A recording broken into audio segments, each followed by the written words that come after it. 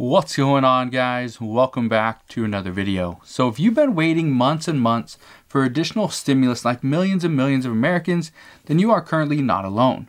We were promised additional stimulus. We were promised more rental assistance, or actually rental assistance at some point. But yet, even to this day, many people are still waiting for rental assistance. We also were told that we would see retroactive unemployment benefits from August to December, yet we didn't get anything. We got some from the FEMA fund based on an executive order from former President Donald Trump, but that was it. And we were also told the next stimulus check would be bigger, but then all we got was a measly $600. Yes, it helped out some, helped out a little bit, put food on the table for a couple weeks, but that was about it. The good news is that we have multiple groups of people fighting for the American people. Right now, we are getting closer than ever before on getting this next stimulus package done. If you are happy that we could be done talking about stimulus, go ahead and hit that thumbs up button.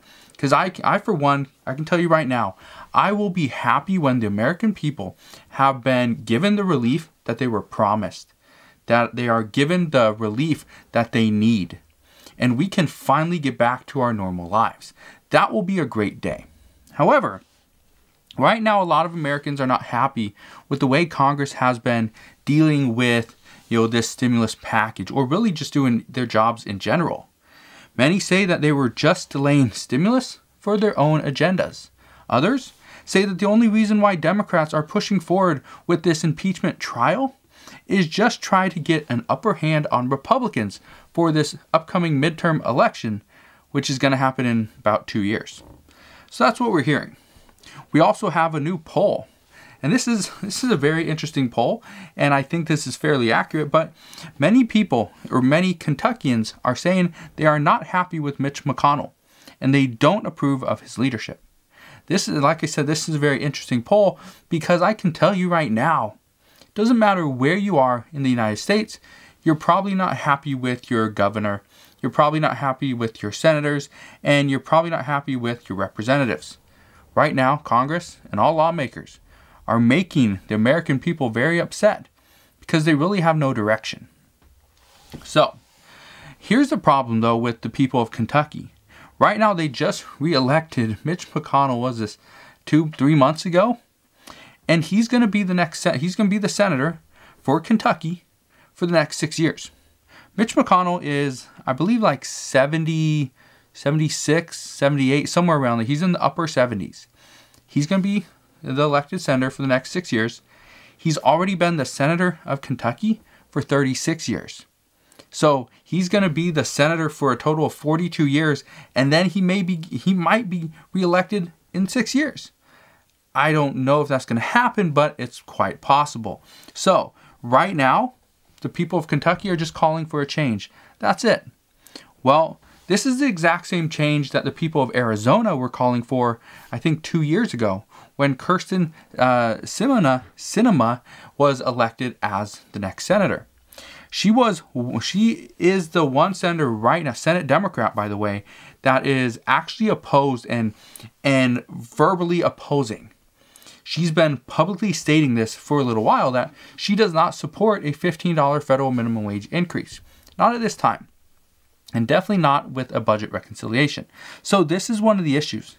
And Kyrsten Sinema is currently the biggest issue and the biggest hurdle for Democrats at this time. Because if they do not get her on board, then they either take the $15 federal minimum wage out, which would effectively not give millions of Americans a boost in their income.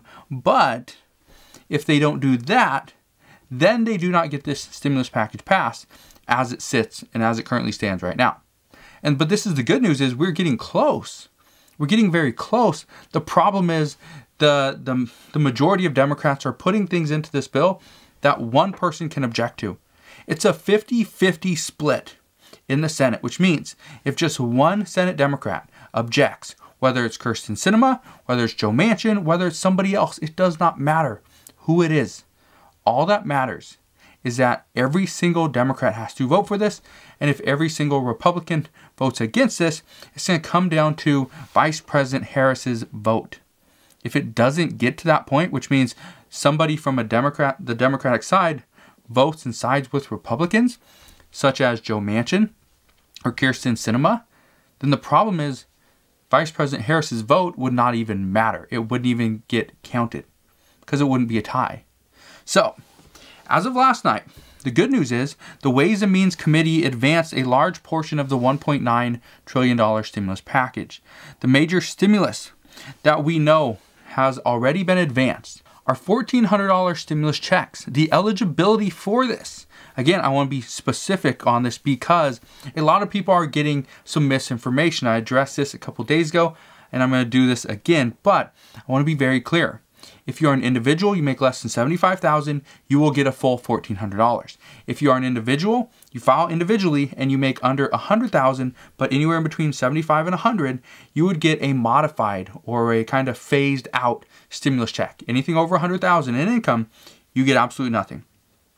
And for a couple, if you make, for the two of you, if you make under 150,000, you get a full stimulus check, which would mean you would get $1,400 a piece, which would come out to $2,800 total. And then obviously you add in your children. If you make over 150 and under 200, then you get a modified or a kind of phased out stimulus check as well. As far as how much you get, that is currently what's unknown, but they are currently working on that according to all reports. Also, the stimulus checks for $1,400 would go to child dependents and adult dependents as well. As far as getting a retroactive stimulus check, that's currently not even being discussed. That's currently what some people are saying is not an option because it would make it too expensive if we also add an additional $600 to all adult dependents. I know it would help out many people. A lot of people have elderly parents or children in college that the $600 could really help out. But they're saying, no, that's probably not going to happen at this point. This is one of the reasons why some progressives are saying that we have to fight for students and we have to fight for the elderly because those are two people that are currently being left out. Social Security, not even being discussed. As far as the student loan forgiveness, Chuck Schumer is fighting for that. Elizabeth Warren is fighting for that. But other than them, a lot of it's not even being discussed. President Biden doesn't even want to jump in and tackle that task at this point. He wants to just address what he has proposed, which again is, we also have an additional $400 per week in unemployment benefits. This would start on March 14th because that is the current cutoff of the current unemployment benefits. What we are hearing, there could be retroactive unemployment. But when you see this, okay, I just want to put this out there because we're getting a lot of misinformation on this. There is a possibility for retroactive unemployment benefits of $400 per week. Here's what you need to understand, and trust me, you're going to see this, and it's just going to make you upset. But when people say retroactive unemployment, this is what they mean. And this is not good. This is not good. I'm just telling you that.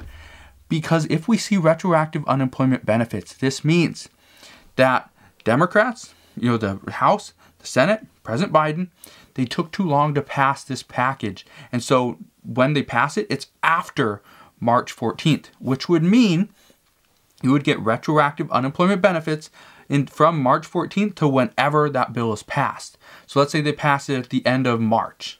Okay? If they pass it, let's say the 27th of March, that means you will get unemployment benefits for the 2 weeks prior to that. Okay, so that's the only thing that is going to be retroactive at this point. And again, that's not good. We do not want to see retroactive unemployment, but that's currently what is being discussed.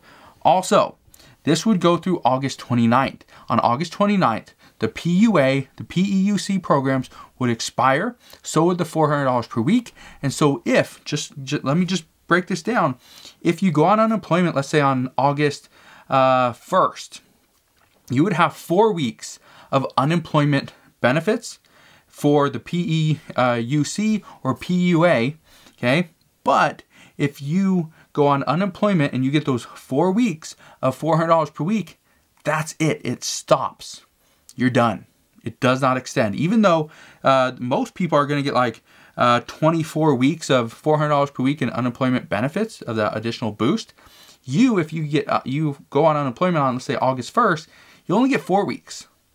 So that's what some people are saying. Well, it would make more sense if I'm getting paid more to be on unemployment. I might as well just go on unemployment because I don't want to risk getting COVID.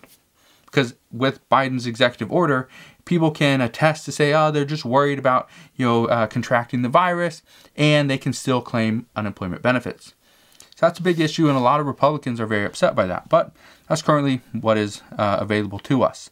We also know we have $3,600 in a child tax credit or benefit for children between 0 and 5, and $3,000 per year for a child tax benefit for children between 6 and 17. This is the child tax credit that we normally would get $2,000 per year per child under the age of 17, but this is going to be upgraded or lifted to provide us with additional, a little bit more money to provide for our children. If you don't have children, I've been seeing this a lot. Yes, you are being left out. You are being left out. There's nothing that you really can do about this. They are trying to help out parents, people with children, and the main thing is trying to help out people to lift children out of poverty. That's what we're seeing. So we're also getting word that Chuck Schumer is getting closer to getting some form of student loan forgiveness passed through. It's unknown if he's going to get it through in this package. Some are saying he's trying, but it's not looking likely. So this has been a major priority of his, and he's going to continue to push for it. But what he's trying to do is get President Biden, and he's pretty much trying to convince President Biden, okay, that if we get, so if Chuck Schumer, Nancy Pelosi, and the House and Senate pass Biden's $1.9 trillion package, what we're hearing is Chuck Schumer is almost using that as, okay, I'm going to do this for you, but then in a couple months, I need you to do this for me. I need you to go ahead and pass this student loan forgiveness. Hopefully it's going to be for $50,000 is what we're hearing. But I did a video on this the other day as well. If we see $50,000 in student loan forgiveness, that actually comes back to us and we have to pay taxes on whatever amount was forgiven because it was a debt. So we would essentially owe, let's say we're on the 20% tax bracket, or let's just say 20% tax bracket. This means if we got a $50,000 student loan forgiven, we would have to pay $10,000 in taxes because that would be taxable income the following year. So that's actually, it's a short-term benefit, or it's a short-term disincentive, but it's a long-term benefit. So we'll see what happens there. What we know as of today is that the House is going to continue to work throughout the weekend. They want to be done. They want this bill buttoned up, finalized, and they want this done as quickly as possible. It's President's Day on Monday. That means, pretty much the House and Senate, they're going to be off for the next week. The House is technically on recess. They're doing their committee work, which is technically recess. So they're not just sitting around doing nothing, drinking Mai Tais at the beach. They are actually working. The Senate will go on recess on Monday. So what we know is the Senate is probably going to continue to do some work, but as of right now, we'll see what happens. What we do know is that the Senate wants to finish the impeachment trial this weekend as well. They don't want to have this kind of hanging over their head and having it delay stimulus talks and really anything for their schedule. They want to get it done and just be done with it. Whether they impeach President Trump or former President Donald Trump. I've been calling him President Trump for so long, it's just hard to get used to calling President Biden President Biden. So they just want to get it done. Right now, it's to the point where if they can't impeach him, fine, they'll move on. But if they can, great, they're gonna move on that direction. So it doesn't really matter at this point. They're gonna try to get it done either way. And if both houses can get their work done before the end of this weekend, what we're hearing is that then the chances of them getting the stimulus package done and voted on the week of February 22nd becomes much more likely. Again, this coming week, nothing's really going to happen. We could see additional updates. We could see additional talks. Might see new proposals for the next things coming up after the stimulus package. But outside of that, this is pretty much it. We are coming down to the final days of really putting the package together. And then we'll go to votes. We'll do some debates and things like that. So that's currently what we're hearing. The other thing, which is big because it starts today, is we know we can file our income taxes with the IRS as of today. This is big. And I say this because if you made more money in 2019 than you made in 2020, it makes more sense to file your federal income taxes soon so that the IRS uses your new income tax, your 2020 AGI, your adjusted gross income, for their determination if you're eligible for the next stimulus check. If you made more in 2020 than you did in 2019, I'd say do not file just yet, because then you will not be eligible for a stimulus check depending on how much you made. So just keep that in mind.